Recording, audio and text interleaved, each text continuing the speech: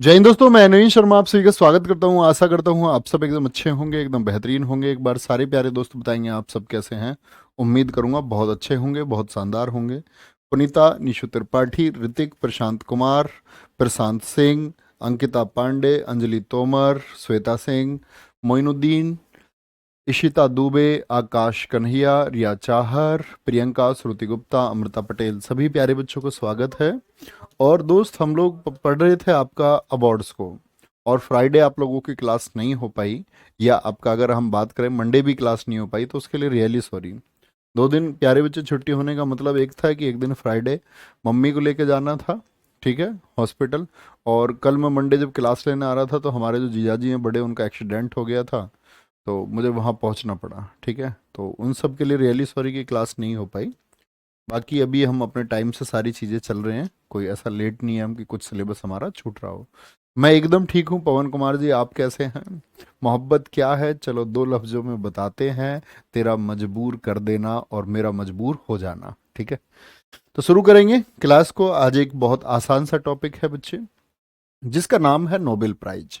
आज की क्लास में हम नोबेल और ऑस्कर दोनों ही पढ़ रहे होंगे। इंपोर्टेंट टॉपिक हुआ करता था। आज हम देखें कि क्या भैया नोबेल से आज क्वेश्चन पूछे जाते हैं। तो बच्चे, आज नोबेल से सिर्फ करंट अफेयर्स का क्वेश्चन पूछा जाता है। कि अगर बात करेगा आप, वो करंट अफेयर्स में पढ़ोगे। जैसे अभी अगर हम बात करें, 2023 अक्टूबर में घोषणा होगी, दिसंबर में मिलेंगे, तो 2022 वाले जो मिले वो महत्वपूर्ण है, ठीक है, कोई दिक्कत नहीं, ठीक है। धर्मेंद्र सिंह, नोबेल पुरस्कार, बहुत जल्दी से देखेंगे इसको थोड़ा, क्योंकि एक लंबा चैप्टर है, समझने की चीज़ें ज़्यादा हैं। इंपॉर्टेंट चीज़ें जो मैं बताऊं वो पढ़ लेना, ठीक है। नोबेल पुरस्कारों की शुरुआत 1901 में हुई है, ठीक है। कब से शुरू हुआ, इनको देना कब से शुरू किया गया? 1901 में, ठीक है। घोषणा इसके लिए हुई थी 1900 में। घोषणा क्या बोलोगे? घोषणा 1900 में हुई है, ठीक है। नोबेल फाउंडेशन की स्थापना 29 जून 1900 में। आप समझें इस बात को, मतलब एक फाउंडेशन बनाई गई नोबेल के नाम पर। अभी नोबेल कौन है? दरअसल में ये एक साइंटिस्ट हैं जिनका नाम है पूरा Alfred Bernard Nobel. Alfred Bernard Nobel dynamite के आविष्कारक हैं, एक साइंटिस्ट थे, या बोले तो एक बिजनेसमैन भी थे। तो इन्होंने अपनी वसीयत लिख दी, विल लिख दी अपनी। इन्होंने बोला कि जब मैं मर जाऊंगा तो मेरे मरने के बाद मेरे बैंक अकाउंट में जो पैसा है, उस पर जो भी पर ईयर इंटरेस्ट आएगा, यानी ब्याज आएगा, वो बेहतरीन काम करने वाले लोगों में बांट दिया जाए। अब वो बेहतरीन काम करने वाले लोग कौन होंगे? तो उन्होंने उसके लिए फील्ड भी बताए 5, कि ये 5 फील्ड होंगे। उन्होंने बोला आपका फिजिक्स का फील्ड होगा, केमिस्ट्री का फील्ड होगा, उन्होंने बोला मेडिसिन का फील्ड होगा, ठीक है, उन्होंने बोला पीस प्राइज होगा, उन्होंने बोला आपका लिटरेचर का फील्ड होगा। तो 5 फील्ड उन्होंने बता दिए। तो नोबेल फाउंडेशन उनकी वसीयत के बाद बना नोबेल पुरस्कार देने के लिए। फाउंडेशन नींव बनी एक, कि पुरस्कार ये देगी। घोषणा 1900 में कर दी और शुरुआत हो गई 1901 से। चलो जी, इसकी स्थापना स्वीडन के महान वैज्ञानिक अल्फ्रेड नोबेल ने 1901 में की थी।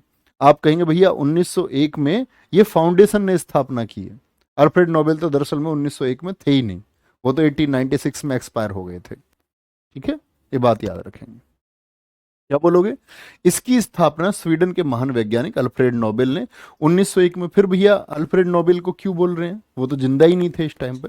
दरअसल में उनकी फाउंडेशन की बात हम कर रहे हैं, ओके। कोई दिक्कत? फिर जब क्लास ठीक चल जाएगी, फिर बच्चों को सुनी होगा।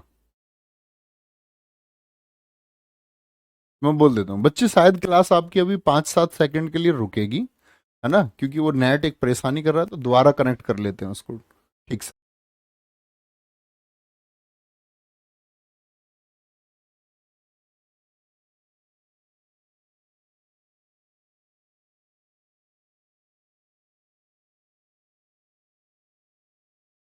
अभी ठीक है? अब एक बार बताएंगे सारे दोस्त कि अभी क्लास को ठीक किया गया है, कि अब क्लास की आप लोगों तक ठीक पहुंच रही है। एक बार बोलेंगे क्लास की आप लोगों तक ठीक पहुंच रही है? पहुंच रही होगी।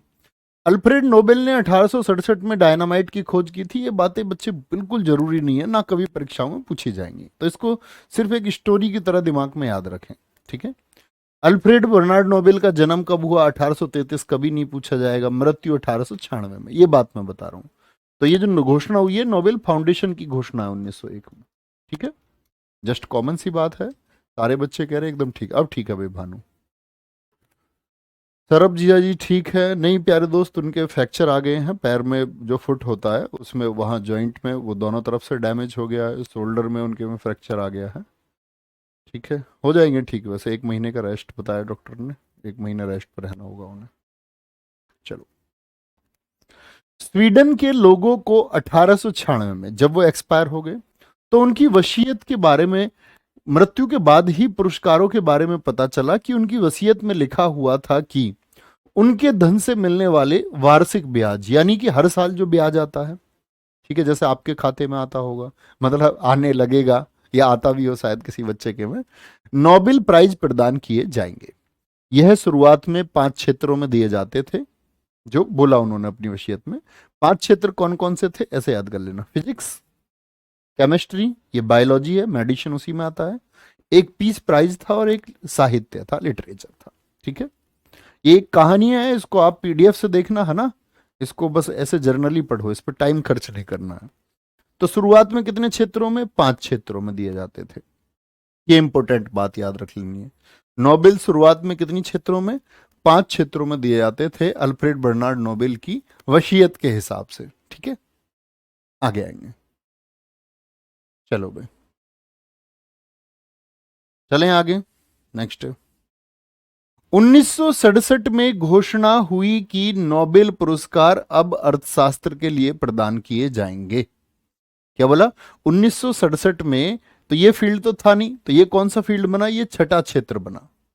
तो भैया 1967 में क्या नोबेल है? क्या उन्होंने अपनी वसीयत में इसके बारे में बोला था? आप कहेंगे नहीं, उन्होंने तो कुछ बोला ही नहीं। तो फिर ये कौन आदमी है, इसके लिए पैसे कौन देगा? क्योंकि उन्होंने तो बोला नहीं अपनी वसीयत में। देखेंगे 1967 में क्या हुई है, घोषणा हुई है कि इकोनॉमिक्स में जो आदमी बेहतरीन काम करता है उसको नोबेल प्राइज, दुनिया का सबसे बड़ा पुरस्कार मिलेगा। 1968 में क्या किया गया? इस्टेब्लिश किया गया। देखो कब हुआ है आपका बच्चे, 1967 में घोषणा हुई है, अनाउंसमेंट 1967, इस्टेब्लिशमेंट 1968। लेकिन आपसे सबसे ज्यादा ये ईयर पूछा जाएगा कि अर्थशास्त्र के क्षेत्र में पहली बार नोबेल पुरस्कार कब दिए गए। कभी गलती मत करना। 1969 में। नोबेल पुरस्कार की राशि प्रत्येक वर्ष बदलती रहती है। क्यों बदलती है? क्योंकि प्यारे बच्चे हर देश में आप देखोगे ना, आरबीआई हमारा repo rate, reverse repo rate, जो ये चेंज होता रहता है, उससे क्या होता है, सभी बैंकों की ब्याज दरों में भी परिवर्तन आता है। जो इंटरेस्ट रेट्स हैं वो चेंज होते हैं। तो ब्याज जब इधर उधर होगा तो राशि क्या फिक्स थोड़ी है, तो राशि ब्याज की मिलती है। भाई मान के चलो इनके खाते में 100 रुपए थे बर्नार्ड नोबेल के, और इनके खाते पर 5 रुपए ब्याज मिला, और किसी वर्ष देश में ब्याज दरों के परिवर्तन से क्या होगा कि ये जो 100 रुपए हैं, इस पर ब्याज जो है वो 5.1 रुपए भी आ सकता है, या 4.9 रुपए भी आ सकता है, ब्याज दरों में परिवर्तन से, वहां की जो केंद्र सरकार की, जो सेंट्रल बैंक है उसकी पॉलिसीज की वजह से। तो ये चेंज होता रहता है, ठीक है। मूल राशि तो वही बनी रहेगी। मूल राशि वही क्यों बनी रहेगी? प्रिंसिपल अमाउंट वही क्यों रहेगा? क्योंकि बच्चे उस पर जो ब्याज मिलता है वो हर साल दे दिया जाता है। ओके सर, आगे आएंगे। पहले 5 क्षेत्रों की पुरस्कार राशि कौन देता है? Nobel foundation. अगर आप मेरी बात ध्यान से सुन रहे हैं तो बताएं, नोबेल फाउंडेशन को कब बनाया गया था? प्रदान करता है। लेकिन अर्थशास्त्र जो ये छठा क्षेत्र जुड़ा, इसकी जो बच्चे राशि है, इसकी जो राशि है वो कौन देता है? ये बैंक है स्वेरिजेस रिक्स बैंक। इसकी सिफारिश पर इकोनॉमिक्स को जोड़ा गया। तो बाकी सब नोबेल फाउंडेशन, और जो छठा इकोनॉमिक्स के लिए जोड़ा गया उसके लिए कौन देगा? आपका स्वेरिजेस रिक्स बैंक ये प्रदान करता है, ठीक है। प्रत्येक वर्ष अक्टूबर में नोबेल पुरस्कारों की घोषणा होती है, ये इंपॉर्टेंट बात है। नोबेल पुरस्कारों के लिए अनाउंसमेंट कब होता है? ठीक है। और घोषणा कहां पर होती है? ओस्लो में होती है। ओस्लो जो कि नार्वे की बच्चे कैपिटल है, नार्वे की राजधानी है। तो ओस्लो में क्या होता है, ओस्लो में ये अनाउंसमेंट होता है। ठीक है, कोई दिक्कत, कोई परेशानी? कहां पर होगा? अक्टूबर में नोबेल पुरस्कारों की घोषणा होती है, ओस्लो जो कि नार्वे की राजधानी है। ठीक है जी। ये पुरस्कार प्रत्येक वर्ष 10 दिसंबर को स्टॉकहोम में दिए जाते हैं। मोस्ट इंपोर्टेंट बात है, किस तारीख को? 10 दिसंबर को स्टॉकहोम जो कि स्वीडन की राजधानी है वहां पर दिए जाते हैं। अब आएंगे इंपोर्टेंट फैक्ट पर। चलो भाई, सर इस फाउंडेशन में पैसे कहां से आते हैं? सौरभ चौधरी जी, आपका शायद क्लास में फोकस नहीं है। मैंने बताया अल्फ्रेड बर्नार्ड नोबेल के पास जो प्रॉपर्टी थी, जो उनका पैसा बैंक में जमा था, तो बैंक में जो पैसा उनका जमा है उसके इंटरेस्ट से नोबेल फाउंडेशन के पास पैसे आती हैं, जिसको वो ब्याज के रूप में देता है। ठीक है, क्लास में ध्यान लगाएं प्लीज। शांति का नोबेल पुरस्कार बिना घोषणा के दिया जाता है, क्योंकि बच्चे ये बहुत विवादित रहा है। ठीक है, कभी किसी को दिया गया तो इस पर बहुत विवाद उठे कि इस आदमी ने तो शांति के लिए काम नहीं किया। बराक ओबामा को बोल दिया गया कि इन्होंने अगर कहीं शांति काम किया तो इन्होंने विध्वंस भी तो किया। तो बहुत सवाल उठते हैं, तो बोले शांति का जो नोबेल पुरस्कार है, शांति का नोबेल पुरस्कार है, वो बिना घोषणा के दिया जाएगा। और शांति का नोबेल पुरस्कार नॉर्वे की राजधानी ओस्लो में दिया जाता है। बाकी सारे कहां दिए जाते हैं? हम कहेंगे भैया स्टॉकहोम में दिए जाते हैं, स्वीडन में। घोषणा सबकी होती है ओस्लो में। लेकिन शांति का अपवाद है, एक एक्सेप्शन केस है। उसकी ना तो घोषणा होगी, और दिया कहां जाएगा? जहां बाकी सबकी घोषणा होती है, ओस्लो में। ठीक है, इसे नॉर्वेजियन नोबेल द्वारा दिया जाता है। ये एक समिति है, नॉर्वेजियन नोबेल समिति। ठीक है, ये हटाएंगे, नॉर्वेजियन नोबेल समिति। ये नॉर्वे की एक संसद है जिसका नाम है स्टोर्टिंग, उसके द्वारा दिया जाता है। जैसे बच्चे विभिन्न देशों की संसद हम अपने यहाँ क्या बोलते हैं? संसद बोलते हैं। अफगानिस्तान में इसको सोरा कहा जाता है, जापान में संसद को डाइट कहा जाता है, रूस में संसद को ड्यूमा कहा जाता है। तो विभिन्न देशों की संसद के पार्लियामेंट के अलग अलग नाम हैं। ऐसे ही नॉर्वे की संसद का नाम क्या है? स्टोर्टिंग है। नॉर्वे की संसद का क्या नाम है? स्टोर्टिंग। तो स्टोर्टिंग चुनती है किसको, नॉर जो आपका पुरस्कार किसको दिया जाए, ये शांति का। शांति का नोबेल कौन बोलेगी? नॉर्वेजियन कमेटी बोलेगी। ठीक है, वेरी गुड। पल्लवी गंगवार कह रही है sir today I am very happy. Why you are happy, ये भी तो बताओ, आधी बात बताते हो हैं। ठीक है, आगे आएंगे।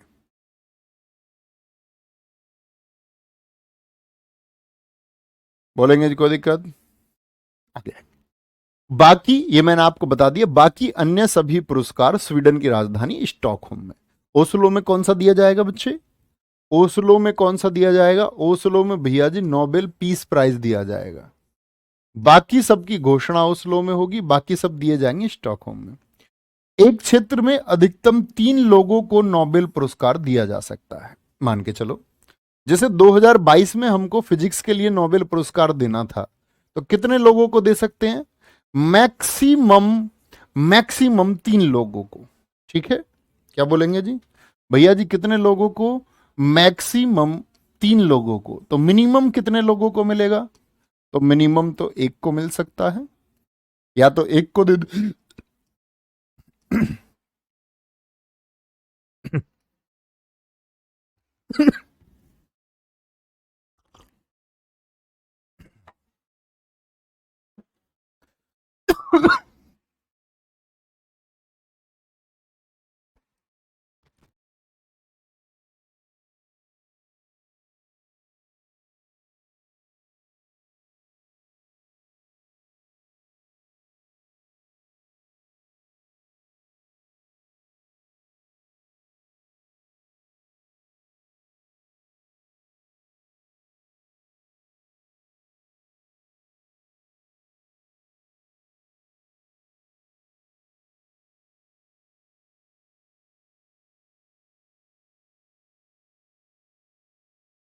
वापस आएंगे। चलो जी, मैंने आपसे बोला कि एक बार में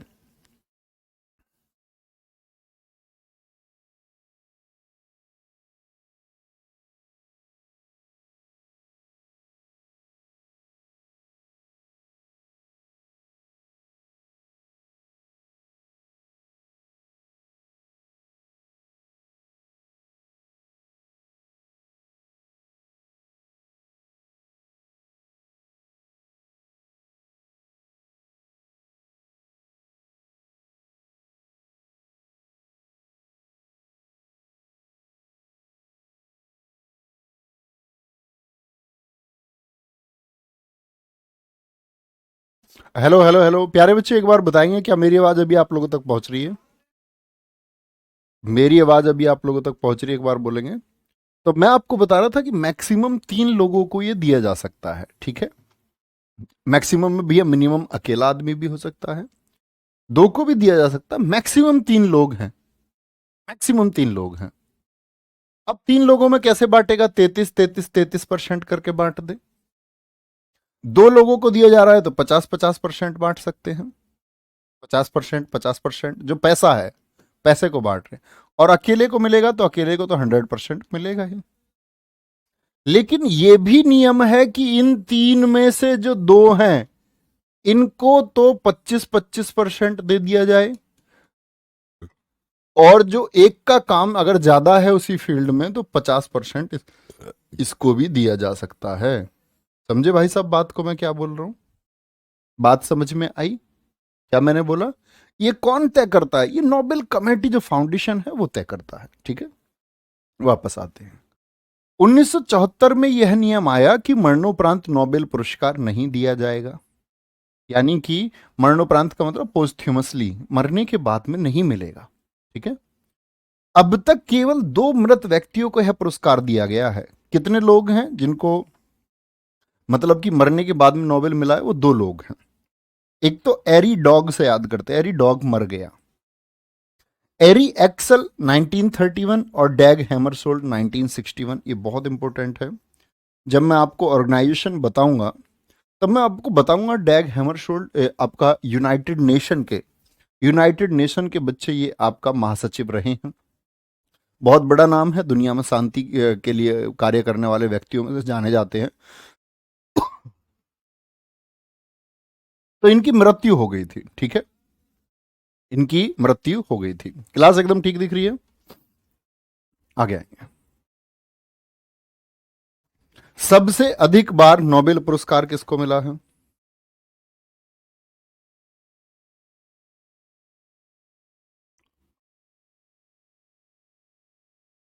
सुनील कुमार जी, राष्ट्रपति को नहीं मिलेगा सिर्फ। वापस आएंगे। सबसे अधिक बार नोबेल पुरस्कार रेड क्रॉस को मिला है। कितनी बार मिला है? 3 बार मिला है। 1917, 1944, 1963। 1917 में बच्चे जब इसको नोबेल पुरस्कार मिला रेड क्रॉस को, तो ये दरअसल में फर्स्ट वर्ल्ड वॉर का टाइम था। पूरी दुनिया आपस में लड़ी है बच्चे, 1914 से 1918, ठीक है। सेकेंड वर्ल्ड वॉर का टाइम था 1939 से 1945। तो पूरी दुनिया जब आपस में लड़ गई, अगर आपने first world war second world war के बारे में नहीं जानते हो और जानने की इच्छा रखते हो तो यूट्यूब पे मेरी वीडियो है, आप सर्च कर सकते हैं world war 1 by Naveen sir, ठीक है। या लिख दे सेकंड वर्ल्ड वॉर बाई नवीन तो वो मिल जाएगा। तो पूरी दुनिया मित्र राष्ट्र और ध्रुवी राष्ट्रों में बट करके लड़ी।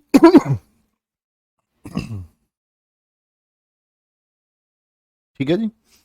तो बच्चे फर्स्ट वर्ल्ड वॉर के दौरान पूरी जो घायल अवस्था में लोग थे उनको उनको आपका क्या किया गया? इन लोगों ने ब्लड की सप्लाई की, घायलों की सेवा की है। 1944 सेकेंड वर्ल्ड वॉर में और 1963 में। क्यों? क्योंकि इसकी फाउंडेशन को पूरे 100 साल हो गए थे। 1863 का ये संगठन बेहतरीन काम करते हुए अपने 100 साल पूरे कर चुका था, ठीक है। आगे रेड क्रॉस के फाउंडर कौन है? जब इतनी बड़ी संस्था है तो इसके फाउंडर आपको पता होने चाहिए। Henry Dunant. इनको 1901 में सबसे पहले नोबेल पुरस्कार मिला। यानी इनकी संस्था को 3 बार और इनको 1 बार। मतलब जो फाउंडर हैं उनको भी 1 बार नोबेल पुरस्कार 1901 में जब दिए गए तो सबसे शुरुआत में दिया गया था, ठीक है। आगे इनके साथ में फ्रेडरिक पेसी को भी मिला 1901 में ही। फ्रेडरिक पेसी कौन है? ये फ्रेंच पीस सोसाइटी के संस्थापक हैं।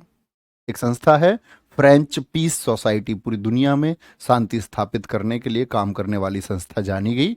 और इसको भी शुरुआती दौर में 1901 में सबसे शुरुआत में नोबेल पुरस्कार मिला था, ठीक है। कोई दिक्कत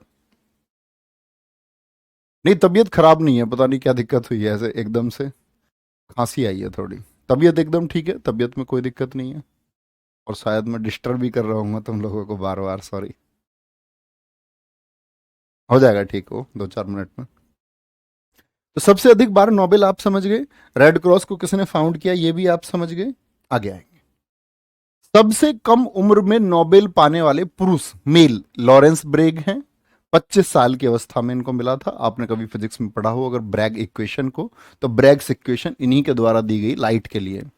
सबसे कम उम्र में नोबेल पाने वाली महिला कौन है? मलाला यूसुफजई, 17 साल की थी। 2014 में इनको नोबेल पुरस्कार मिला। भारत के एक कैलाश सत्यार्थी भी थे उनके साथ में। इनकी पुस्तक है वी आर डिस्प्लेस्ड और आपका आई एम मलाला। ये किसकी किताबें हैं? ये मलाला यूसुफजई की किताबें हैं। मलाला का अन्य नाम क्या है? गुल मकई। पाकिस्तान का बच्चा जो पख्तूनिया प्रांत है आपका, उससे संबंध रखती हैं। चर्चा में इसीलिए रही कि तालिबानियों ने इनके सिर पर AK-47 रख दी स्कूल जाती बस के ऊपर, और बच्चों को पढ़ने से रोका गया। लड़कियों को विशेषतः रोका जाता है, ठीक है, तो लड़कियों को रोका गया पढ़ने से। और तुम लड़कियां समझना, या कोई भी ऐसा बच्चा कि आपको पढ़ने के लिए प्रेरित किया जा रहा है, तो कितना महत्वपूर्ण है। इस बच्ची के सिर पर AK-47 की 3 गोलियां मारी गई, है ना। और बोला गया, मतलब गोली मारने से पहले पूछा गया कि स्कूल जाओगी, तो उसने कहा मैं स्कूल जाऊंगी। और हौसला समझना तुम, 3 गोलियां लगी AK-47, हॉस्पिटल एडमिट रही, और ये समझो कि जान बच गई, किसी भी तरह से बची, जान बच गई। और उठ करके फिर बोली कि मैं स्कूल जाऊंगी। तो ये शिक्षा का महत्व है, जहां लोगों को नहीं मिल पाता उनको पता चलता। आप लोगों को मिला है बड़े आराम से। संजय कह रहे हैं सर रेड क्रॉस का स्टैब्लिश कब हुआ? अब क्या लिख रहे हो भाई? बोला ना उसके फाउंडेशन को 100 साल 1963 में पूरे हुए, तो 100 नहीं घटा सकते 1963 में से? हैं? किसने ग्रेजुएशन करने दी तुमको? तो 100 घटाओ तो आएगा 1863 में स्थापित हुई है। वो हम बाकी संस्थाओं में पढ़ेंगे। मैं इंटरनेशनल ऑर्गेनाइजेशन संजय भाई आपको पढ़ाऊंगा, तब मैं ये सब रेड क्रॉस वगैरह ये सब पढ़ाऊंगा, ठीक है। आगे आएंगे। इनकी पुस्तक पता चल गई। मलाला का नाम है गुल मकई के नाम से जानते हैं, बचपन का नाम है। सबसे अधिक उम्र में नोबेल पाने वाले व्यक्ति कौन है? गुड इनफ है। गुड इनफ 97 ईयर्स, 97 वर्ष में, 97 साल की उम्र में इनको नोबेल मिला है। सबसे कम उम्र की महिला कौन है? महिला कहेंगे मलाला यूसुफजई हैं। सबसे कम उम्र के पुरुष पूछे तो कौन कहेंगे? हम कहेंगे लॉरेंस ब्रैग है। और सबसे अधिक उम्र में पूछे तो गुड इनफ कहेंगे, ठीक है। आगे आए। 2 बार नोबेल पुरस्कार प्राप्त करने वाले 4 लोग हैं। ऐसे 4 लोग हैं जिनको 2 बार नोबेल पुरस्कार मिला। ऐसा कौन है जिसको 3 बार मिला है? बोले फटाफट से। आप कहेंगे ऐसा कौन इंसान है जिसको 3 बार मिला है? कोई नहीं है। ऐसी सिर्फ संस्था है, इंसान नहीं है वो संस्था है रेड क्रॉस, ठीक है। अच्छा, 2 बार नोबेल पुरस्कार प्राप्त करने वाले 4 लोग हैं, ठीक है। कौन? Madam Curie. मैडम क्यूरी, और देखो ध्यान से देखना, 1903 1911 मोस्ट इंपोर्टेंट है, इनके ईयर पूछे जाते हैं। मैडम क्यूरी को फिजिक्स के लिए, भौतिकी के लिए और केमिस्ट्री के लिए, रसायन के लिए 1903 1911। एक फील्ड है या सेम है? एक फील्ड है या सेम है? अलग अलग फील्ड है। आप कहेंगे फिजिक्स केमिस्ट्री अलग अलग फील्ड है भैया, अलग अलग फील्ड है। ऐसे ही एक आदमी जॉन बार्डीन है, 1956 ट्रांजिस्टर की खोज और 1972 अति चालकता के लिए। क्या भैया ये याद करने की जरूरत है ट्रांजिस्टर खोजा इन्होंने नहीं। एक बात देखो कि जॉन बार्डीन का फील्ड सेम है, दोनों बार नोबेल सेम फील्ड के लिए मिला या अलग अलग के लिए? क्योंकि एसएससी ने क्वेश्चन पूछा है ऐसे कौन व्यक्ति हैं जिनको भौतिकी के लिए 2 बार नोबेल मिला है, और मैक्सिमम बच्चों का आंसर था मैडम क्यूरी। क्योंकि बच्चों के दिमाग में एक इमेज रहती है कि मैडम क्यूरी को 2 बार मिला है, तो बच्चे मैडम क्यूरी को मिला 2 बार है, लेकिन एक बार फिजिक्स के लिए और एक बार केमिस्ट्री के लिए, ठीक है। कौन है 2 बार फिजिक्स के लिए? जॉन बार्डीन हो गए।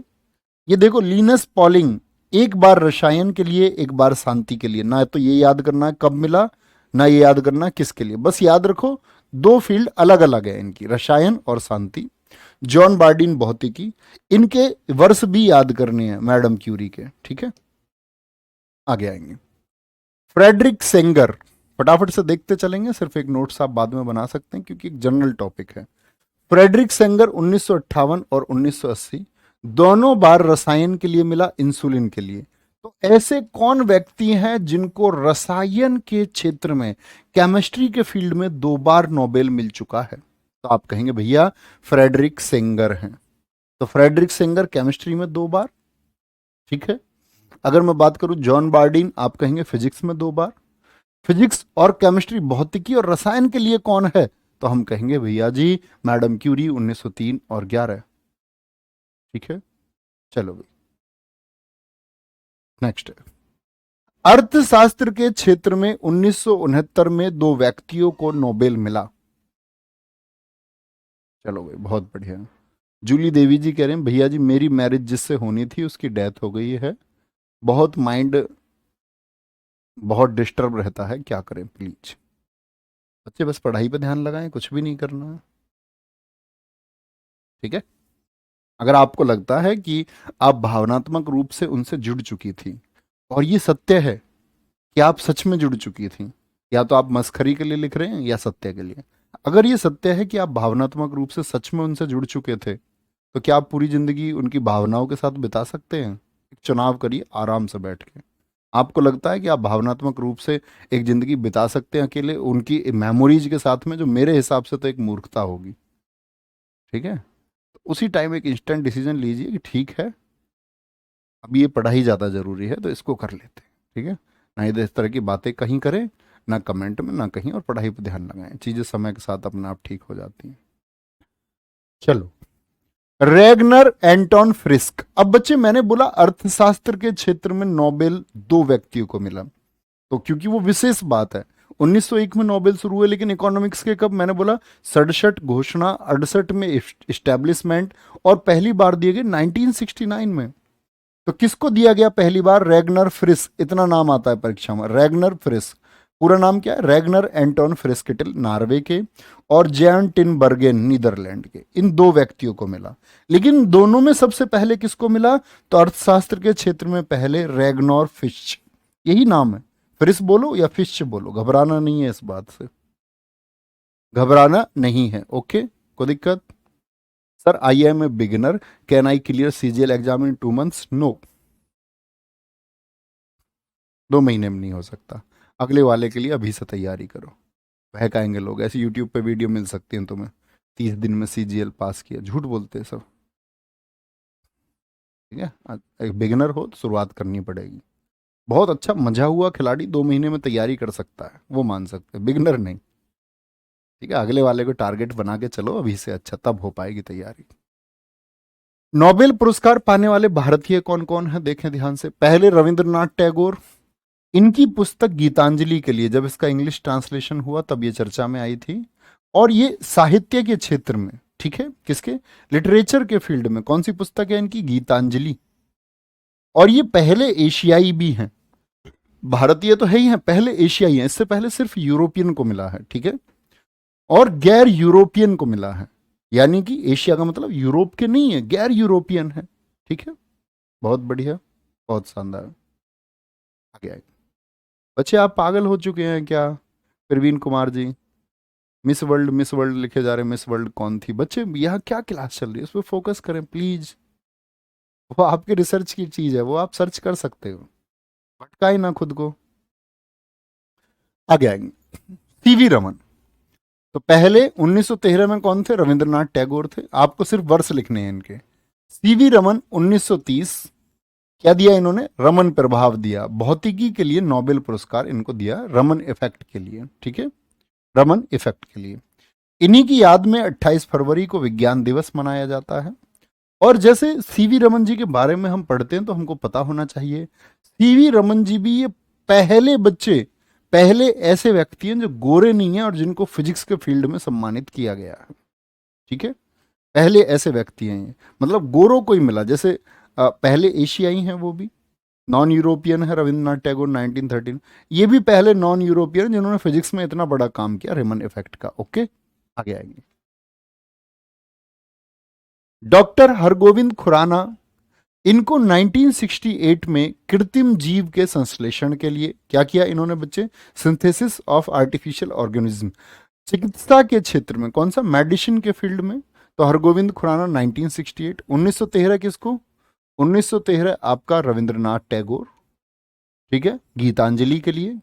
1930 में सीवी रमन, किसके लिए? रमन इफेक्ट के लिए, जिनकी याद में हम 28 फरवरी को विज्ञान दिवस मनाते हैं। मदर टेरेसा, मैंने आपसे कहा था कि मैं आपसे क्वेश्चन पूछूंगा, तो आप मुझे बताएं दोस्त, मदर टेरेसा को भारत रत्न किस वर्ष मिला? फटाफट से आंसर आना चाहिए। गोरे का मतलब ब्रिटेन से, यूरोपियन से है। ठीक है, मदर टेरेसा। इनको 1979 में सामाजिक कार्य में शांति का नोबेल मिला। अल्बानिया की निवासी थी।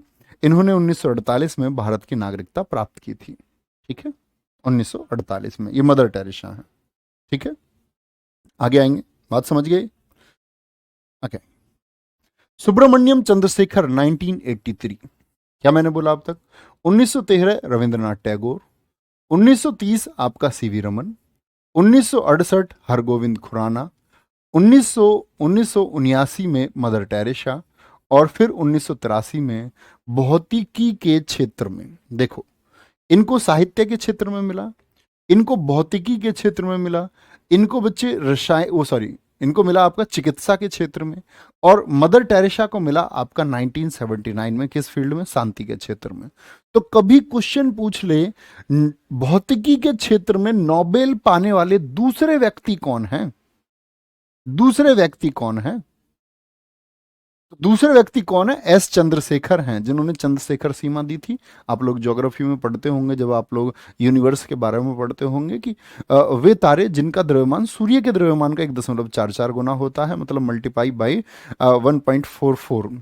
तो जो तारे सूर्य के द्रव्यमान का 1.44 गुना, यानी कि सूर्य से लगभग 1.5 गुने होते हैं, वो व्हाइट ड्वार्फ स्टार बन जाते हैं, वो श्वेत वामन तारे बन जाते हैं। ये चंद्रशेखर सीमा कहती है ज्योग्राफी में। ठीक है। अमर्त्य सेन, इन्हें 1998 में कल्याणकारी अर्थशास्त्र के लिए नोबेल पुरस्कार मिला। इंपॉर्टेंट है, बड़ा पूछा जाता है, क्योंकि भारत का इकोनॉमिक्स का पहला है। वी एस नायपाल 2001 में साहित्य का नोबेल मिला। ठीक है, 2001 में। वेंकट रमन रामाकृष्णन, इनको 2009 में रसायन का नोबेल मिला। वी रामाकृष्णन। कैलाश सत्यार्थी, ये आपका 2014 है, और मैंने आज ही आपको बताया 2014 में ही किसको मिला था? आपका मलाला यूसुफजई को। तो मलाला यूसुफजई के साथ ही इनको मिला था। ये चलाते हैं हमारे देश में, बच्चों के लिए एक संस्था चलाते हैं, जिसका नाम है बचपन बचाओ आंदोलन। बचपन बचाओ आंदोलन। बचपन बचाओ आंदोलन। ठीक है। अभिजीत बनर्जी, इन्हें 2019 में अर्थशास्त्र के लिए नोबेल मिला। ओके, कोई दिक्कत? बहुत बढ़िया, बहुत सारे बच्चों का आंसर आया। वंदना सविता, मानसी गोयल, कपिल, परीक्षा मिश्रा, वेरी गुड, बहुत बढ़िया। बहुत सारे बच्चों का आंसर आया है। 1980 में मिला जी भारत रत्न, एकदम ठीक उत्तर है आपका। ठीक है, आगे। अब आते हैं बच्चे, हम आज का एक टॉपिक है ऑस्कर पुरस्कार, इसको समझेंगे ध्यान से। ऑस्कर फिल्म जगत का सबसे बड़ा पुरस्कार है। अभी हाल ही में आपने देखा होगा, बड़ी चर्चा में रहा था द एलिफेंट विस्पर्स मूवी, और नाटू नाटू गाने को क्या मिला था? भारत रत्न मिला था। तो सॉरी, भारत रत्न बोल रहा हूँ, ऑस्कर मिला था नाटू नाटू और एलिफेंट विस्पर्स को, तो बड़े चर्चित रहे। तो वही है। ऑस्कर पुरस्कारों की शुरुआत कब हुई? 1929 में। यह फिल्म जगत का सबसे बड़ा पुरस्कार है। यह पुरस्कार हॉलीवुड के, हॉलीवुड का मतलब है अमेरिका में है हॉलीवुड, जैसे हमारे यहाँ बॉलीवुड कहाँ पर है? मुंबई में स्थित है, तो हॉलीवुड ऐसे ही आपका। यह पुरस्कार हॉलीवुड के कोडिक थिएटर में प्रदान किया जाता है। थिएटर का मतलब स्थान, जहां पर ये नाटक वाटक पहले शुरू हुए। फरवरी माह में दिया जाता है। कौन से महीने में? फरवरी में। फरवरी माह में दिया जाता है। यह पुरस्कार अम्पास, एक संस्था है अम्पास के द्वारा दिया जाता है। अम्पास क्या है? Academy of motion picture art and sciences. आपको इसका फुल फॉर्म याद करने की कोई जरूरत नहीं है। किसके द्वारा? मैंने बोला, ये बच्चे 1929 में ऑस्कर पुरस्कार, ये ट्रॉफी दी जाती है, और ये भी एक उससे बच्चे शपथ ली जाती है, ओथ ली जाती है कि कभी भी वो इसको बेचेगा नहीं। अगर वो इसको बेचना चाहता है तो $1 में वापस आपका जो ऑस्कर के लिए फाउंडेशन है अम्पास को ही इसे वापस करेगा। ठीक है, समझे बात को? तो ऑस्कर पुरस्कारों की शुरुआत 1929। अच्छा सोनू यादव जी, वेरी गुड, बहुत बढ़िया, वेरी गुड। श्रुति गुप्ता जी एकदम ठीक लग रही हैं। Yes sir, Naatu Naatu best original song. तो बात समझे कब? फरवरी में अम्पास द्वारा हॉलीवुड के क्योडक थिएटर में आ जाएंगे। ऑस्कर का अन्य नाम क्या है? कई बार पूछा है एसएससी ने। अकेडमी अवार्ड ऑफ मेरिट के नाम से किसको जाना जाता है? तो ऑस्कर को जाना जाता है। सबसे ज्यादा बार ऑस्कर पाने वाले व्यक्ति कौन है? Walt Disney. ये देखो फोटो, पूरी दुनिया को कितना हंसाया इन्होंने। और मुस्कुराने का नाम ही जिंदगी है। ये देखते हैं मिक्की माउस वाले वॉल्ट डिज्नी, आप सबने देखे होंगे मिक्की माउस। तो वॉल्ट डिज्नी, इनको बच्चे 22 तो अकेडमी ऑस्कर मिल चुके हैं और 4 ऑनररी ऑस्कर मिल चुके हैं। 4 मानद, ऑनररी अकेडमी बोलते हैं, ठीक है, एक सम्मान आपका इनकी तरफ से, यानी कुल मिला के तो 26 अवार्ड इनको मिल गए। ठीक है, बहुत बढ़िया। बोलेंगे बहुत सही विकास चौधरी जी, मैं बच्चे वैध नहीं हूं कोई, आप मुझे कोई ऑफिशियल डॉक्टर ना समझे, है ना। इसके लिए आप डॉक्टर से मिले पास में जाके। वो ये भी चीज़ें मैं क्योंकि ये बता चुका हूँ आपको, और आपने पिछली क्लासेस नहीं की हैं, तो अभी आप पढ़ें। और मैं बार बार एक ही चीज़ को बताऊं तो मैं उसमें विश्वास नहीं रखता कि मैं एक ही चीज़ बार बार बताऊं। ठीक है, आगे। कुल 26 ऑस्कर। सबसे ज़्यादा ऑस्कर प्राप्त करने वाली मूवी कौन कौन सी है? बैन हुर, शायद बहुत सारे बच्चों ने देखी हो, पुरानी मूवी है 1959 की। 11 ऑस्कर इसको मिले। टाइटैनिक आप सबने देखी होगी शायद, प्रेम कहानी है आपका, ठीक है, 1997। और टाइटैनिक, दुनिया में कभी तुम ऐसा मत सोचना, बड़े बड़े लोग ऐसे कॉन्फिडेंट हो जाते हैं, ऐसे टाइटैनिक को लेकर के कॉन्फिडेंट थे कि टाइटैनिक दुनिया का सबसे मजबूत जहाज है, लेकिन अपनी पहली यात्रा में खत्म हो गया। ठीक है, तो उतना ज़्यादा बोलते हैं ना कि उतना ज़्यादा कॉन्फिडेंस भी सही नहीं होता। तो टाइटैनिक उसी के ऊपर मूवी बनाई गई है, उसमें एक प्रेम कहानी दिखाई गई है, 11 पुरस्कार। लॉर्ड ऑफ द रिंग्स 2003 में, आपने नहीं देखी है तो देख लेना, अच्छी मूवी है। लॉर्ड ऑफ द रिंग्स 2003 में 11 ऑस्कर मिल चुके हैं। ठीक है, चलेंगे जी, 11 अवार्ड हैं। अब आते हैं ऑस्कर पाने वाले भारत के। आपके काम की चीज ये है, यहां से 2 क्वेश्चन सबसे ज्यादा काम के रहेंगे। भानु अथैया भारत की प्रथम महिला हैं, ये जो फोटो है, जिनको गांधी फिल्म में रिचर्ड एटनबरो की कॉस्ट्यूम डिजाइनिंग करने के लिए 1983 में ऑस्कर मिला था। कब मिला था? 1983। ईयर भी पूछा जाता है, नाम भी पूछा जाता है। तो पहली ऑस्कर प्राप्त करने वाली हैं ये। ठीक है, अब तो एक्सपायर हो चुकी हैं। गांधी की भूमिका किसने की थी? देखो, ये बैन किंग्सले, आपने देखे होंगे हॉलीवुड में, और एक गांधी की भूमिका में एकदम गांधी जैसे। और डायरेक्टर कौन रहे इस मूवी के? Richard Attenborough. ठीक है, तो ये कॉस्ट्यूम डिजाइनिंग की, गांधी के जो वस्त्रों को डिजाइन किया, ये वस्त्रों को डिजाइन किया है भानु अथैया ने। ठीक है, नहीं मूवी के सन याद नहीं करने हैं, कोई दिक्कत? नेक्स्ट आगे आएंगे। दूसरे सत्यजीत रे, ये इंपॉर्टेंट क्यों है? क्योंकि पूछ ले ऑस्कर पाने वाले पहले पुरुष कौन है। तो भानु अथैया कौन है आप समझ गए होंगे, महिला है। अगर पहले मेल पूछ ले तो क्या नाम आएगा? सत्यजीत रे। और इनका ईयर भी आपको याद रखना पड़ेगा, 1992 है, 1992 है। ठीक है, वो फर्स्ट वुमेन, ये फर्स्ट मैन। तीसरे ए आर रहमान। ऐसे अब इनका क्रम याद करने की जरूरत नहीं कि तीसरे कौन है चौथे कौन है। ए आर रहमान को भी मिल चुका है 2009 में स्लम डॉग मिलेनियर फिल्म में जय हो। आप सबने सुना हो, नहीं सुना हो तो सुनना। जय हो में म्यूजिक देने के लिए इनको मिला। गुलजार साहब को भी 2009 में जय हो सॉन्ग में ही साउंड मिक्सिंग के लिए मिला है, साउंड मिक्सिंग के लिए मिला है। ठीक है, कोई दिक्कत? क्या बोला मैंने आपसे कि 1983 पहला हो गया भानु अथैया के लिए। 1992 पहले पुरुष हो गए सत्यजीत रे।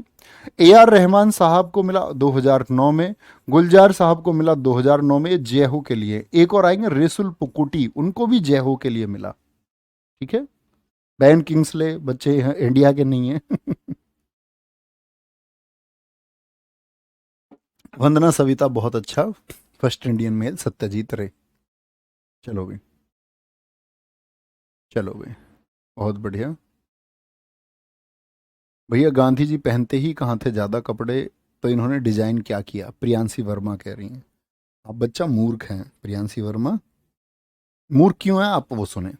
आप मूर्ख इसलिए हैं कि गांधी जी को आपने धोती वस्त्र में देखा है। तो जैसे गांधी मूवी है तो उनमें उनका पूरा जीवन दिखाया गया होगा ना, शुरू से धोती वस्त्र में रहे। गांधी जी कोट पैंट भी पहनते थे बच्चे।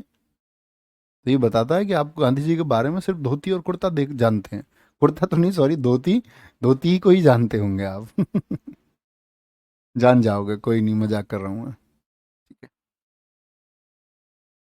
रेसुल पुकुटी, ये कौन है? इनको भी 2009 में स्लम डॉग मिलेनियर के लिए रेसुल पुकुटी को ऑस्कर अवार्ड मिला था। उन्हें यह पुरस्कार बेस्ट साउंड मिक्सिंग कैटेगरी में दिया गया। आपको कैटेगरी नहीं पढ़नी है, आपको सिर्फ पढ़ना है किन किन लोगों को। तो 3 लोग तो 2009 की जय हो मूवी से ही हो गए। कौन कौन? रेसुल पुकोटी हो गए, A R रहमान हो गए और गुलजार साहब हो गए। बंगाली फिल्म निर्देशक, यानी जो बंगाली फिल्मों के निर्माता थे, सत्यजीत रे, 1992 में पहले पुरुष हैं जिनको ऑस्कर मिला, और पहली महिला भानु अथैया हैं। ठीक है। अच्छा, अभी बहुत चर्चा में रहा, ये आप सब लोग जानते ही होंगे, 2023 में बेस्ट ओरिजिनल सॉन्ग के लिए किसको मिला? नाटू नाटू, RRR मूवी का है। इसके म्यूजिक कंपोजर कौन थे? MM किरवानी। गाने को अपनी आवाज में किस किसने गाया? काल भैरव और राहुल सिपली गुंज ने। कोरियोग्राफ किसने किया इस गाने को? प्रेम रक्षित ने। मतलब डांस के स्टेप, बड़ी प्रयास हुआ, 2 महीने में गाने की शूटिंग हुई है, 120 के करीब इसमें आपका स्टेप दिए गए। लिखा किसने इस गाने को? चंद्र बोस ने। क्या बोलोगे? चंद्र।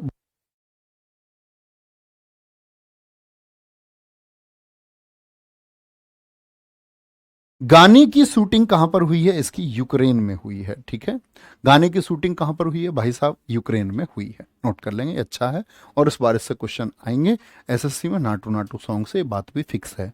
ठीक है।